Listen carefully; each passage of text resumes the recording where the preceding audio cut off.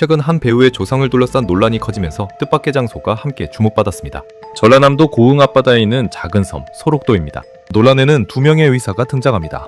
배우의 증조부 안상우와 조부 안부호입니다. 증조부 안상우는 일본에서 서양의학을 공부한 뒤 서울 종로에 개인 병원을 연 초기 근대 개업부였습니다. 왕실 촉탁이로 고종을 진료했지만 전담 주치의가 아니라 필요할 때 왕실 진료에 참여하는 의사였습니다. 동시에 친일 행적도 기록에 남아 있습니다. 안상우는 1916년 친일단체 대정친목회의 평의원으로 참여했습니다. 이 단체는 조선과 일본의 화합을 내세우며 조선인이 식민 통치에 순응하도록 유도했습니다. 안상우는 일본인 여성과 결혼해 일본식으로 가정을 꾸렸습니다. 조선 총독부 기관지 매일신보는 그의 집을 조선인과 일본인이 하나가 된 일선 동화의 모범으로 선전했습니다. 소록도에서 근무한 사람은 그의 아들 안부호였습니다.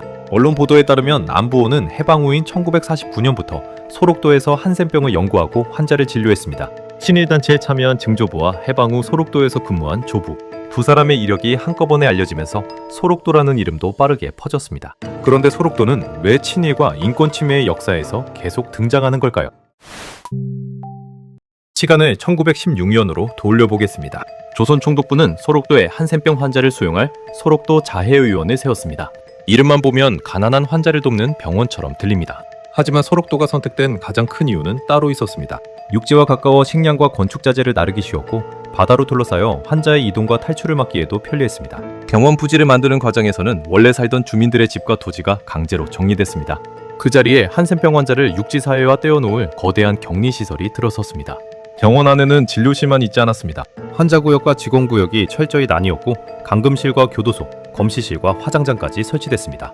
환자는 치료를 받으러 섬에 들어갔지만 병원은 생활과 이동, 죽음 이후의 처리까지 통제했습니다. 1935년에는 조선나 예방령이 시행됐습니다.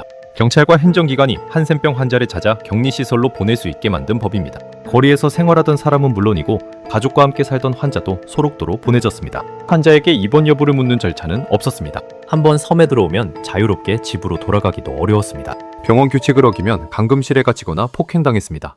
한센병에 걸렸다는 이유만으로 환자는 치료받는 시민에서 국가가 관리하는 대상으로 바뀌었습니다. 일제는 환자의 몸만 가두지 않았습니다. 소록도 안에는 일본 신사가 세워졌고 환자들은 신사참배를 강요받았습니다. 일본식 의례와 생활규범도 섬 안으로 들어왔습니다. 일본 제국에 충성하는 국민으로 만들기 위한 황민화 정책이 병원까지 침투한 겁니다. 참배를 거부한 환자에게는 구타와 감금이 뒤따랐습니다. 환자들의 종교활동과 모임도 감시받았습니다. 소록도는 병원이면서 일본식 질서에 복종하는 사람을 만드는 통치시설이었습니다. 환자의 노동력도 이용됐습니다. 병원 확장 공사가 시작되자 환자들은 벽돌을 만들고 모래와 자갈을 달랐습니다. 배에서 건축자재를 내리고 도로와 항만을 만들었습니다.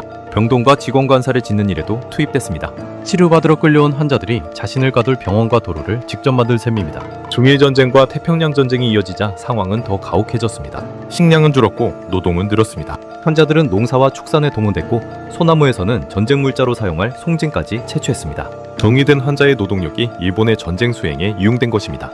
이 모든 통제가 가장 심해진 시기는 제4대 원장 소호 마사스에가 부임한 뒤였습니다. 소호는 1933년부터 병원을 대규모로 확장했습니다. 환자들은 공사장에 끌려나갔고 병세가 심해져도 쉽게 쉴 수 없었습니다. 구타와 감금도 이어졌습니다.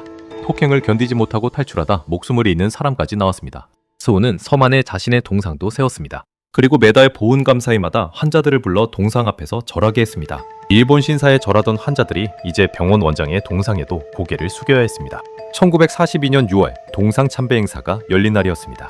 환자 이춘상이 소호 원장에게 달려들어 칼로 찔렀습니다. 소호는 숨졌고 이춘상은 체포돼 사형당했습니다. 이춘상은 재판 과정에서 소록도의 강제노동과 폭력적인 운영을 세상에 알렸습니다. 그의 공격은 어느 날 갑자기 벌어진 개인적인 원한이 아니었습니다. 환자의 몸과 노동, 이동과 생활까지 지배한 소록도의 통제가 한순간에 폭발한 사건이었습니다. 병원은 환자의 결혼과 출산에도 개입했습니다. 당시 일본에서는 질병과 장애가 있는 사람의 출산을 막으면 사회가 건강해진다는 우생학이 퍼져 있었습니다.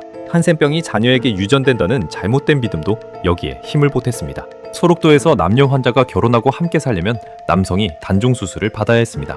아이를 가질 수 없도록 정관을 자르는 수술입니다. 임신한 여성에게는 낙태가 강요되기도 했습니다. 사랑하는 사람과 함께 살기 위해 자신의 출산 능력을 포기해야 했던 겁니다. 병을 치료해야 할 의료가 환자의 결혼과 출산을 통제하는 도구로 사용됐습니다. 1945년 8월 15일 마침내 해방이 찾아왔습니다. 일본인 운영진은 소록도를 떠날 준비를 시작했습니다. 환자들은 섬에 세워진 일본 신사를 불태웠습니다. 감금실과 교도소의 문을 열고 갇혀있던 사람들도 풀어줬습니다. 이제 자신들의 삶과 병원 운영에 직접 참여하려 했습니다.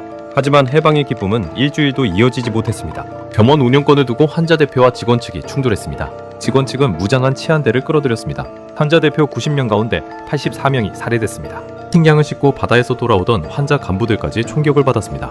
일본이 패망한 직후 소록도에서 벌어진 84인 학살 사건입니다. 환자들이 요구한 것은 특별한 권력이 아니었습니다. 자신들을 가두고 때리고 부리던 병원에서 사람답게 살 권리였습니다. 그 요구는 총과 칼로 짓밟혔습니다. 일본인 운영진은 떠났지만 일본이 만든 통제 방식은 섬에 남았습니다. 환자와 직원이 사는 구역은 계속 분리됐습니다. 환자의 이동과 가족 생활도 제한됐고 단종 수술과 낙태까지 이어졌습니다. 1949년 소록도에는 약 6,100명이 수용돼 있었습니다. 그해 태어난 아이는 45명이었습니다. 1958년에도 약 5,600명이 살았지만 출생아는 13명에 그쳤습니다. 수천 명이 모여 살던 섬에서 한 해 태어난 아이는 수십 명뿐이었습니다. 환자의 결혼과 출산을 막는 통제가 해방 뒤에도 계속된 결과였습니다. 아이가 태어나도 부모와 함께 살기 어려웠습니다. 정에 걸리지 않은 자녀들은 부모와 떨어진 보육시설에서 지냈습니다. 부모와 아이가 만나는 날에도 가까이 다가갈 수 없었습니다. 숫한장이라 불린 장소에서 도로 양쪽에 떨어져 서로를 바라봐야 했습니다. 안아주거나 손을 잡는 일도 허락되지 않았습니다.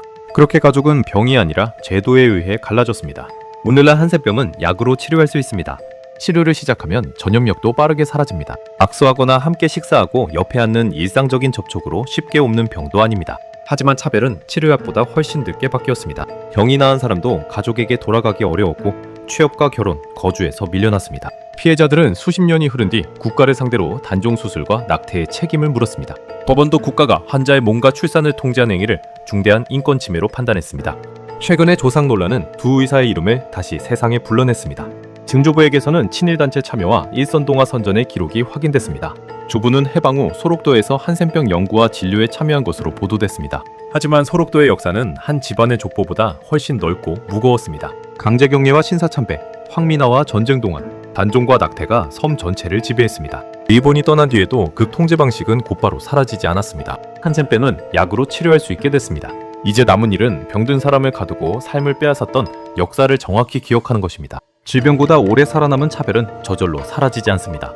오늘 영상은 여기까지입니다. 시청해주셔서 감사합니다.